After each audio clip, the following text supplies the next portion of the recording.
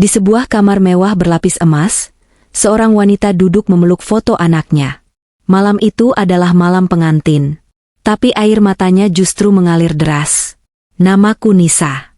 Aku cuma seorang janda miskin dari desa kecil di lereng pegunungan Jawa Tengah.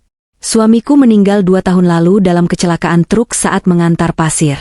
Sejak itu, aku menjadi ibu sekaligus ayah bagi anak sematawayangku, Fikri.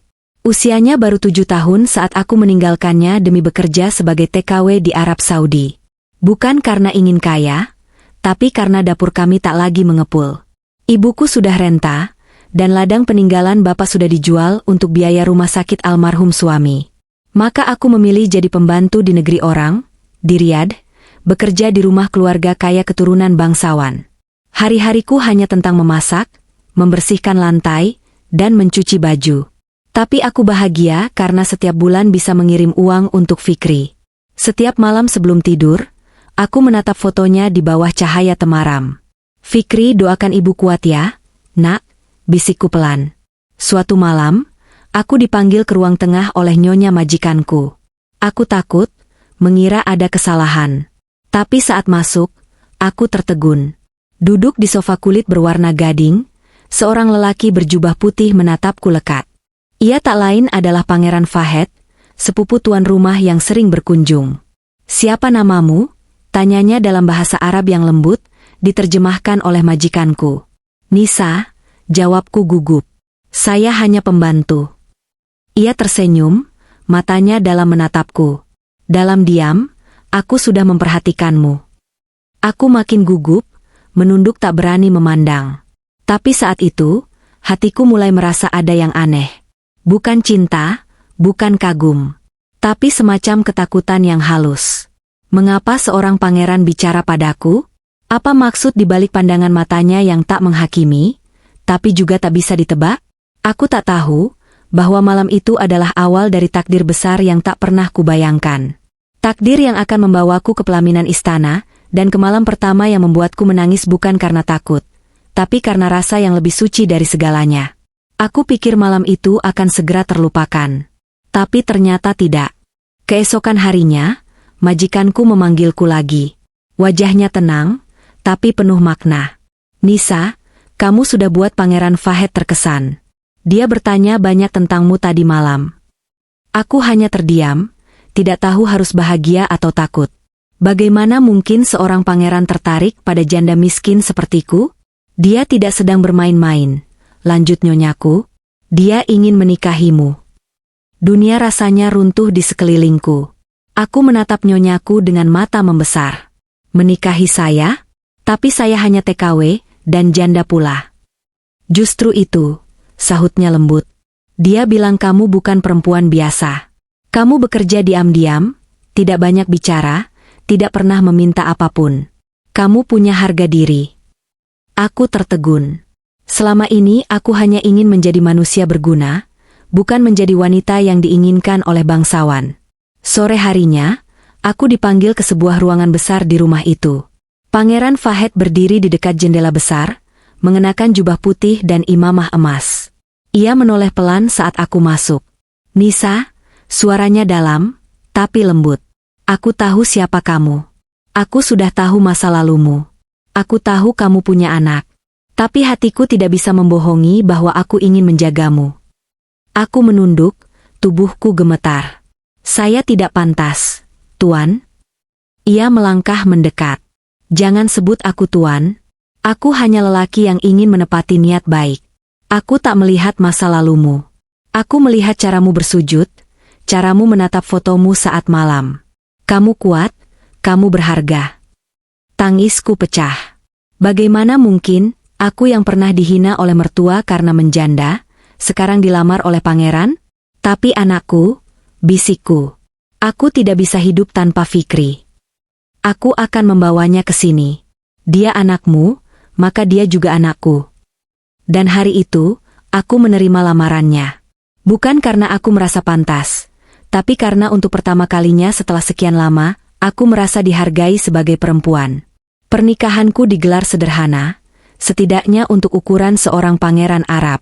Tidak ada pesta meriah seperti yang kubayangkan dari kisah-kisah dongeng. Tidak ada gaun putih bertabur berlian, tidak ada karpet merah panjang atau tamu kerajaan berpakaian glamor. Hanya ruangan luas di rumah keluarga majikanku yang disulap menjadi tempat akad nikah. Aku mengenakan abaya putih sederhana, wajahku tanpa riasan tebal, hanya polesan tipis yang diberikan oleh pembantu wanita lain. Tanganku bergetar saat mengucap ijab kabul dalam bahasa Arab, dengan bimbingan seorang ustaz. Pangeran Fahd duduk di hadapanku, mengenakan jubah putih dan serban emas. Wajahnya teduh. Tidak terlihat nafsu, tidak pula sombong. Ia menatapku seolah aku manusia paling berharga di dunia. Dengan mahar 50.000 riyal dan kalung ibuku, katanya, aku nikahi engkau, Nisa. Kalung itu kemudian dikalungkan ke leherku. Terasa berat bukan karena emasnya, tapi karena tanggung jawab dan penghormatan yang tak pernah kubayangkan akan kuterima dari lelaki sepertinya. Sesaat setelah ijab kabul, aku masuk kamar pengantin yang sudah dihias bunga mawar putih dan lilin aromaterapi. Aku duduk sendiri di ujung ranjang besar itu, jantungku berdetak kencang. Malam pertama, aku tak pernah menyangka akan menjalani ini lagi, setelah semua luka pernikahan pertamaku. Pintu kamar terbuka perlahan. Fahd melangkah masuk. Ia tak tergesa. Ia mendekat, duduk di lantai di hadapanku. Nisa, bolehkah malam ini kita mulai bukan dengan tubuh, tapi dengan jiwa? Aku menatapnya bingung. Aku ingin mengenalmu. Bukan dengan menyentuh kulitmu, tapi mendengar seluruh ceritamu. Tentang suamimu, tentang anakmu, tentang apa yang membuatmu kuat. Air mataku jatuh. Bahkan mantan suamiku dulu tak pernah bertanya sedalam itu. Fahd tak meminta tubuhku. Ia hanya ingin satu hal malam ini. Katakan padaku, Nisa, bagaimana caramu bertahan saat dunia tak berpihak? Aku menunduk. Dengan doa dan fikri. Aku hidup karena dia. Dan karena aku percaya, Allah tidak akan meninggalkan hambanya yang bersabar. Fahd mengangguk pelan. Ia meraih tanganku, lalu memintaku berdiri. Mari kita sholat bersama. Aku ingin malam pertamaku bersujud di samping istri yang kuat. Dan malam itu, kami tidak tidur di ranjang. Kami sujud bersama di sajadah, air mataku membasahi sajadahnya. Malam pertama yang tidak kubayangkan, justru menjadi malam paling suci dalam hidupku. Setelah malam pertama yang penuh haru itu, hari-hariku mulai berubah. Bukan karena aku mendadak jadi putri dari negeri dongeng, tapi karena untuk pertama kalinya aku merasakan kehidupan yang tidak selalu menuntutku untuk kuat sendirian. Pangeran Fahd memperlakukan aku bukan sebagai istri simpanan atau pelayan yang naik derajat karena pernikahan. Ia memperlakukanku sebagai manusia utuh, yang punya luka, cerita, dan harapan. Pagi itu, ia mengajakku sarapan di balkon istana kecil miliknya di Riyadh. Matahari masih hangat dan burung-burung kecil berkicau di kejauhan. Nisa, katanya sambil menyerahkan secangkir teh, aku ingin kamu tahu, kamu tidak harus menyenangkan siapa-siapa di sini.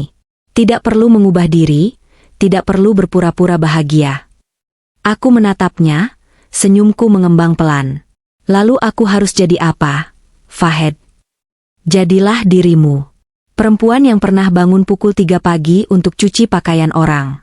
Perempuan yang menggendong anaknya sambil menyetrika baju majikan.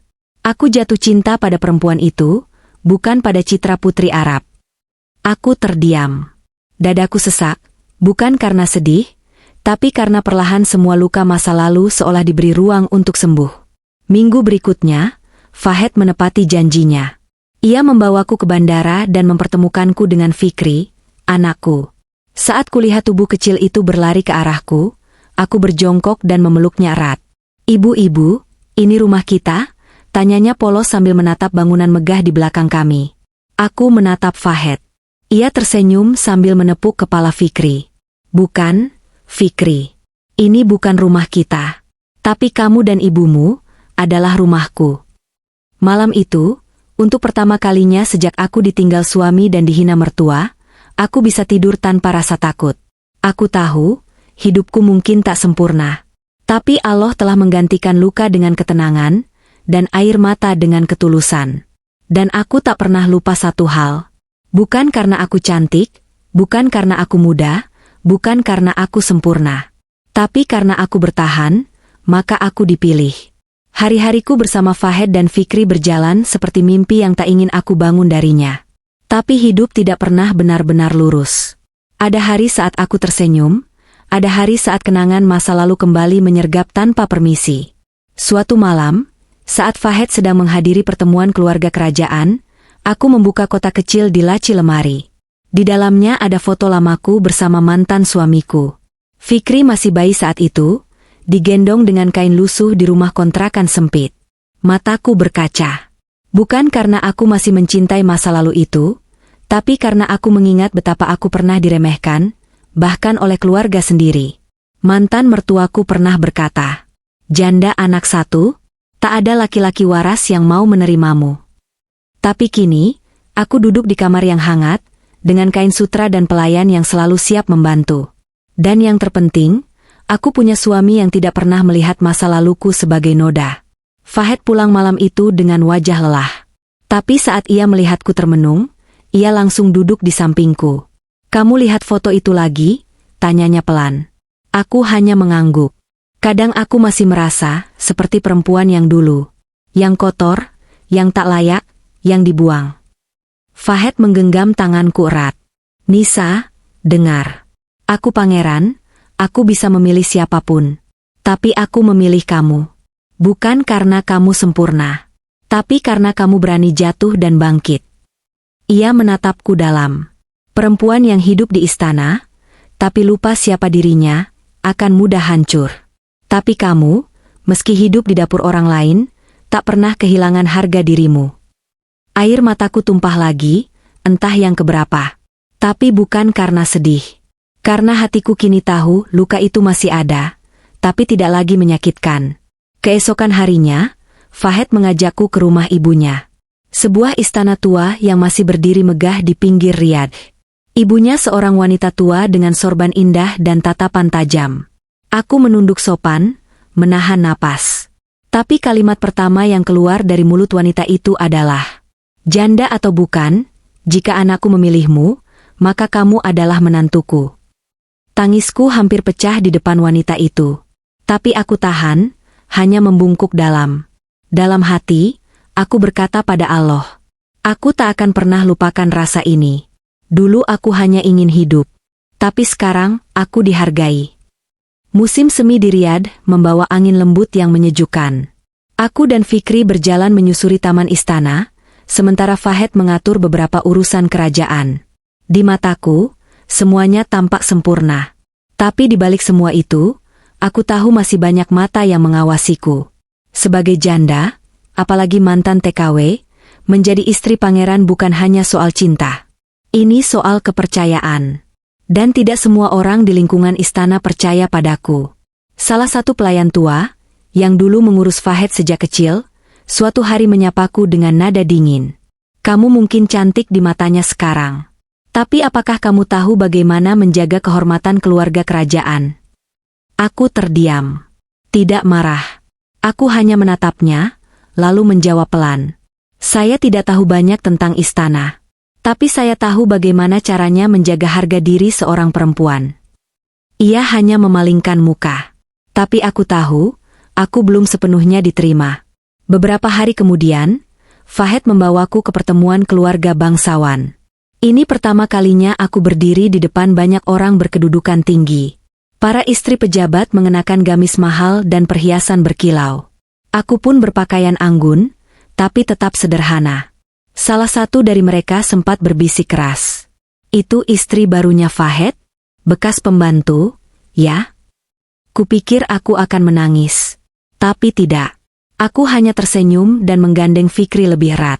Fahed melihat semua itu. Saat kami sampai di dalam mobil sepulang dari acara, ia menoleh padaku. "Kamu marah?" Aku menggeleng. "Tidak, aku sudah terbiasa dipandang sebelah mata." Fahed menggenggam tanganku. "Nisa, mulai hari ini aku beri kamu izin untuk mewakiliku di acara-acara resmi. Bukan karena mereka harus melihatmu. Tapi karena aku ingin dunia tahu, kamu pantas berdiri di sisiku." Aku menatapnya dengan mata berkaca. "Kamu percaya padaku sedalam itu, Fahed?" Ia tersenyum, matanya teduh. "Aku tidak hanya percaya padamu. Aku belajar dari keberanianmu. Malam itu, aku menangis. Tapi bukan karena tersakiti. Aku menangis karena untuk pertama kalinya, aku tidak lagi sekadar disayangi. Aku dipercayai. Dan bagi seorang perempuan yang pernah kehilangan segalanya, kepercayaan adalah anugerah terbesar. Malam itu langit riad seperti melukis takdir dengan bintang. Setelah semua rangkaian pernikahan secara resmi dilangsungkan, aku akhirnya berada di kamar yang telah dihias indah. Kelopak mawar tersebar di atas spray putih, lilin aromaterapi menyala di setiap sudut ruangan. Tapi hatiku berdegup kencang, bukan karena gairah, melainkan karena takut. Aku tahu malam ini bukan sekadar ritual. Ini malam pertama sebagai istri. Istri dari pangeran. Dan aku hanyalah seorang janda yang pernah ditolak, dicaci, dan dilukai. Suara pintu terbuka pelan. Fahed masuk, mengenakan pakaian sederhana berwarna krem. Tidak ada kesan angkuh. Ia hanya berdiri di ambang pintu, menatapku dalam diam. "Bolehkah aku duduk di sebelahmu?" tanyanya pelan. Aku mengangguk gugup. Ia duduk di tepi ranjang, lalu memandangku dengan sorot mata yang tidak bisa aku artikan. "Semua orang bicara soal malam pertama," katanya tiba-tiba. "Tapi tidak ada yang bicara soal luka seorang perempuan yang baru saja memulai kembali hidupnya." Aku menoleh pelan, menatapnya heran. Fahed menghela napas. "Nisa, malam ini, aku tidak ingin tubuhmu. Aku ingin hatimu merasa aman dulu. Jika kamu butuh waktu seminggu, sebulan, bahkan setahun aku akan tunggu." Aku tercekat. Tanganku menggigil. "Fahed, aku pikir kamu akan meminta seperti lelaki lain." Ia tersenyum. "Aku bukan lelaki lain. Aku ingin kamu mencintaiku dengan bebas, bukan karena merasa terikat." Tangisku pecah. Malam pertama yang selama ini kutakuti ternyata tak seperti bayanganku. Tidak ada paksaan. Tidak ada tuntutan. Hanya kehangatan dan penghormatan. Fahed menggenggam tanganku. "Nisa, kamu tahu kenapa aku mencintaimu?" Aku hanya menggeleng, air mata jatuh ke pipi.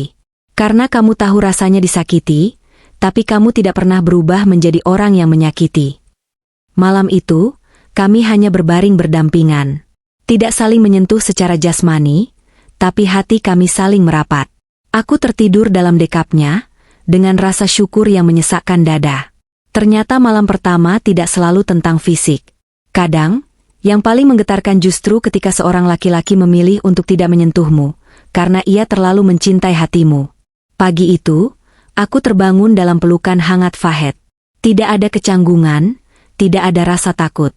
Hanya kedamaian yang menenangkan jiwa. Matahari menembus celah tirai, menyoroti wajahnya yang tenang saat tidur. Untuk pertama kalinya, aku merasa aku berada di tempat yang benar, di sisi seseorang yang benar. Hari itu, Fahed mengajakku ke sebuah tempat yang belum pernah aku datangi sebelumnya. Ia menyuruhku mengenakan abaya putih dan kerudung lembut. Saat kami tiba, aku terkejut. Tempat itu adalah sebuah yayasan milik keluarga kerajaan, tempat anak-anak yatim dibina dan disekolahkan. "Tempat ini?" tanyaku lirih. Fahed menggenggam tanganku. "Aku ingin memberimu sesuatu yang lebih dari harta. Aku ingin kamu jadi ibu bagi anak-anak ini, sebagaimana kamu telah menjadi ibu yang luar biasa bagi Fikri." Aku tak sanggup berkata-kata. Air mataku jatuh begitu saja. "Tempat ini kini atas namamu, Nisa. Mulai hari ini, kamu tak hanya menjadi permaisuriku, tapi cahaya bagi banyak anak yang kehilangan harapan." Aku mendekap Fahed erat. Tak peduli siapa yang melihat. Tak peduli statusku dulu seorang TKW, seorang janda. Di sini, aku berdiri sebagai seseorang yang dicintai bukan karena masa laluku, tapi karena siapa aku saat ini. Beberapa bulan berlalu, dan Fikri tumbuh makin ceria. Ia sudah sekolah dengan tenang, memanggil Fahed dengan sebutan Abi, tanpa ragu. Suatu malam, saat aku dan Fahed duduk di balkon istana, memandangi cahaya kota Riyadh, aku menatapnya dengan penuh rasa syukur. "Kenapa kamu memilih aku, Fahed? Dengan semua perempuan yang kamu bisa pilih, kenapa justru aku?" Ia menoleh padaku, matanya tajam namun lembut. "Karena Allah memilihmu untukku, jauh sebelum aku mengenalmu. Kamu adalah doa-doa yang kupanjatkan di malam panjang. Doa yang akhirnya dijawab dengan cara yang paling tak terduga. Aku menunduk, menahan tangis haru. Hidup yang dulu kuanggap kutukan, ternyata adalah lorong panjang menuju anugerah. Jadi janda, jadi pembantu, jadi TKW, semua itu bukan aib. Itu adalah bukti bahwa aku pernah bertahan. Dan hari ini, Allah memuliakan langkahku, dengan cinta yang tulus, dengan keluarga yang baru, dan dengan harga diri yang utuh. Malam itu aku tahu, takdir tak pernah salah. Ia hanya menunggu waktu untuk menjadikan luka menjadi cahaya.